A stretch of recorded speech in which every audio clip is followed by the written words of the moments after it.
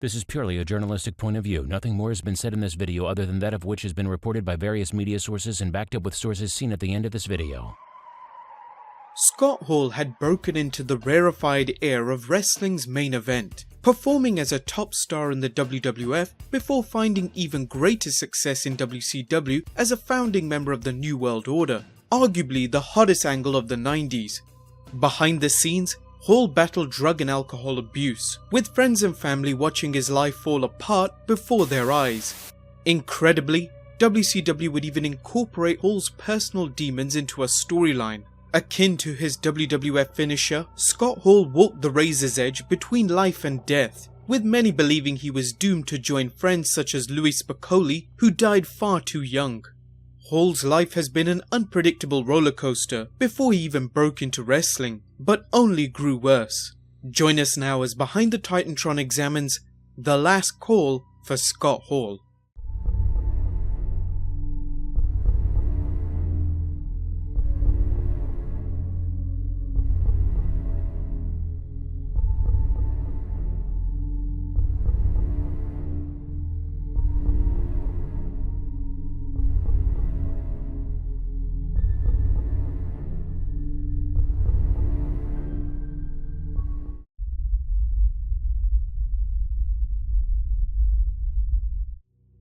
Scott Hall was born on the 20th of October 1958 and travelled the world as an army brat for the first 15 years of his life. He travelled the world while his dad served in the military, rarely staying anywhere for more than a year.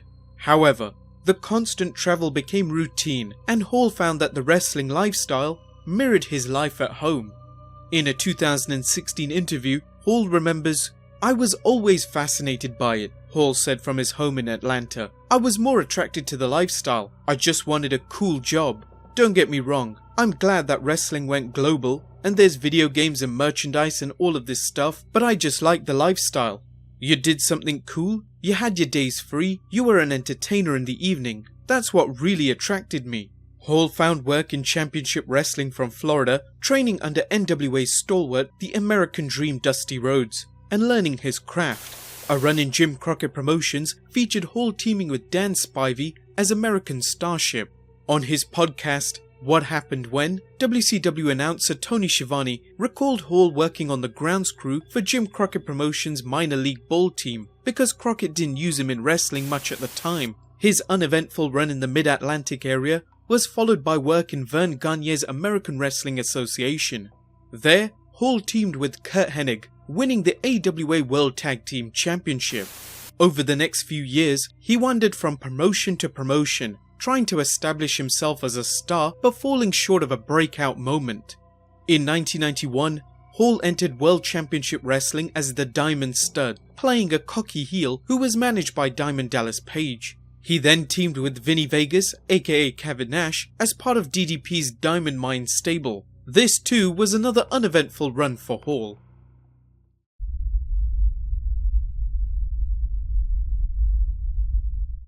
In 1992, Scott Hall met with World Wrestling Federation's Vince McMahon, trying to establish a character that would help him become a successful wrestler. His initial meeting wasn't as promising as he'd hoped.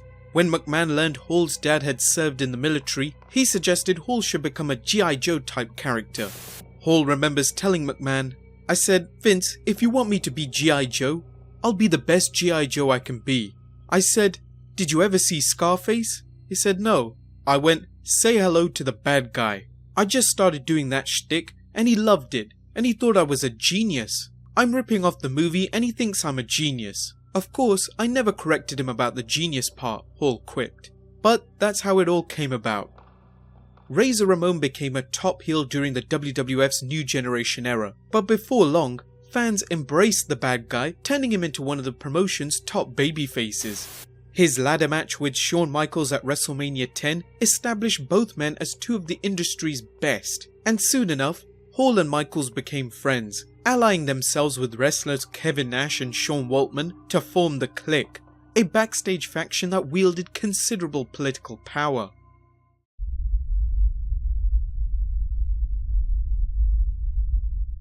Behind closed doors, Hall struggled with substance abuse problems, much as his fellow Clique member Shawn Michaels did.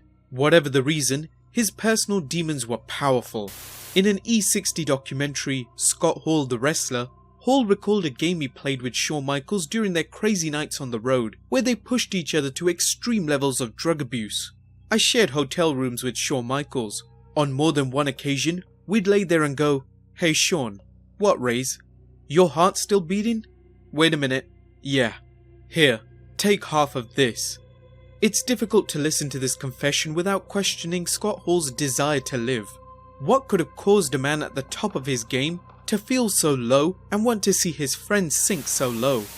There are at least two explanations for Hall's substance abuse problems. The first is genetics. The second is post-traumatic stress disorder, also known as PTSD. Reportedly, Hall's father and many of his family members were alcoholics, with it possible Hall had a genetic disposition towards alcoholism. In 1983, Hall experienced a life-altering experience that has remained with him to this day.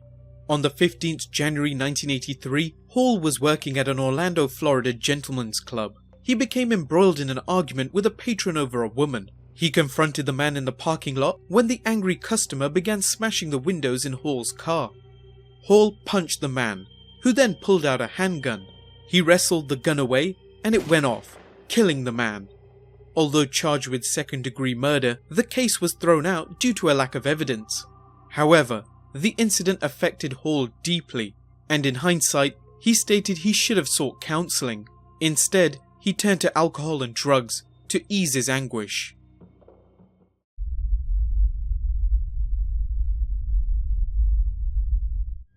In 1996, Scott Hall received the opportunity of a lifetime when WCW's Eric Bischoff offered him and Kevin Nash a lucrative contract to jump ship from the WWF. With guaranteed money and less dates to work, Hall took the deal. Bischoff had great plans for Hall and Nash, planning an invasion angle that would make it look like WWF stars had invaded WCW. Although WWF's attorneys forced WCW to acknowledge Hall and Nash were now under contract to WCW, this did little to slow down Bischoff's angle, which culminated in the formation of the New World Order. Hall, Nash and Hulk Hogan became the talk of the wrestling world, with business in WCW soaring to new heights. However, his battles with substance abuse only worsened. By 1998, WCW's Eric Bischoff made the insane decision of booking Hall's ongoing substance abuse problems into an on-air angle. The angle more than blurred the line between scripted television and reality, with fans wondering whether Hall was playing a drunk or actually drunk. In an industry known for exploiting its workers, this seemed to take wrestling to new lows.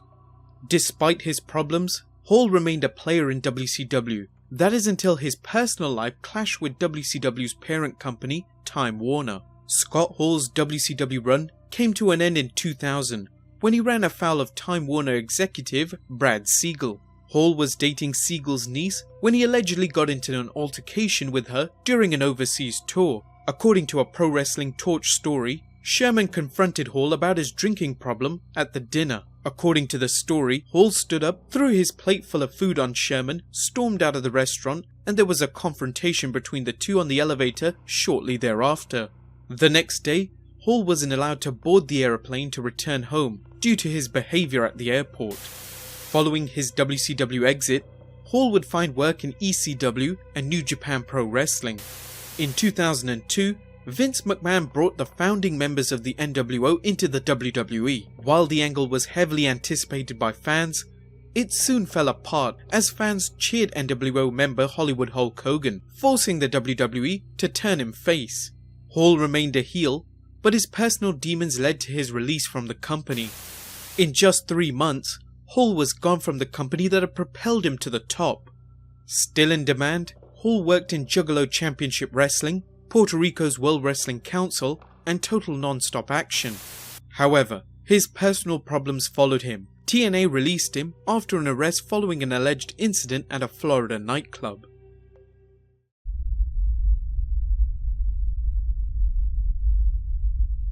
Behind the Titantron has documented the arduous journey of wrestlers battling addiction, including Chyna, Sonny, and Jake the Snake Roberts. Every case has seen relapse, followed by recovery, followed by relapse. Far too often, wrestlers have died due to personal demons, and even those who have sobered up have found it to be a day-to-day battle. Scott Hall is no exception, having attended WWE-sponsored drug treatment program a record 10 times as of 2011. According to the WWE's Executive Vice President of Creative Development Operations Stephanie McMahon, "It's the most amount of money we've spent on anyone," she said. "I just want Scott to get help and to decide for himself that he needs help. It makes me sad. I don't want anybody to pass away prematurely or otherwise really." Scott was an incredibly talented performer, larger than life, charismatic. He's a father, he's a friend. I'm sure he means a lot to a lot of people, and it would be a shame for him to pass away. There have been so many incidents involving Scott Hall's substance abuse related woes. Whether it's been his 2 divorces from the same woman, his children's anguished pleas for him to get help, the reported 8 Cadillacs he totaled, numerous brushes with law enforcement, or the time he attacked a comedian at a roast for the Iron Sheik after the comedian mocked Owen Hart's death, Scott Hall seemed headed for the destruction that took many of his friends and peers during the 90s and early 21st century.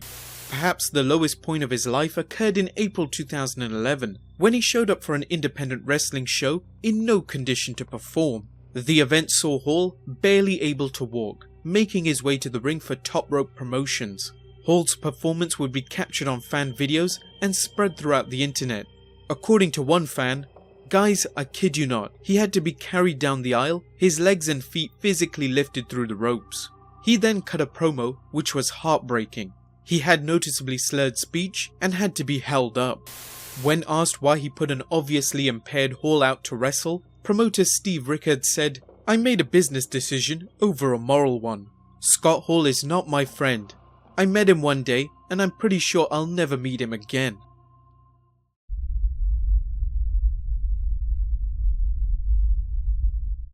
Then something incredible happened. Scott Hall reached out to his friend Diamond Dallas Page, and Page extended a lifeline, just as he had with his mentor Jake the Snake Roberts. With Page's help, Roberts got back into physical shape, and even more importantly, found lasting sobriety. Roberts and Page offered to help Hall, but it wouldn't be an easy journey. Hall had reached the proverbial end of his rope, and he was in a precarious position.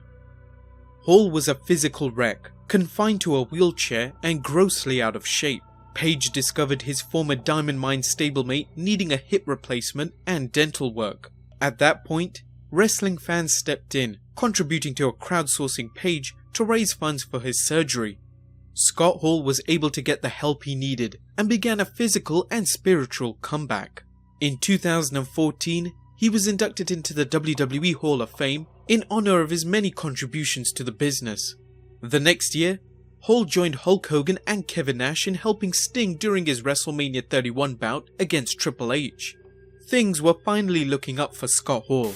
As discussed in our Behind the Titantron on Jake the Snake Roberts, lasting sobriety has proved to be difficult for some individuals, but like Jake Roberts, Hall seems to have stayed true to his goal of living clean and sober, although there was a report of an altercation between King Kong Bundy and Scott Hall at a wrestling convention in 2017. However, Hall's appearance at the Raw 25th anniversary show suggests he has stayed clean. In fact, it's doubtful the WWE would have brought him back if there was any chance of Hall damaging the WWE's reputation.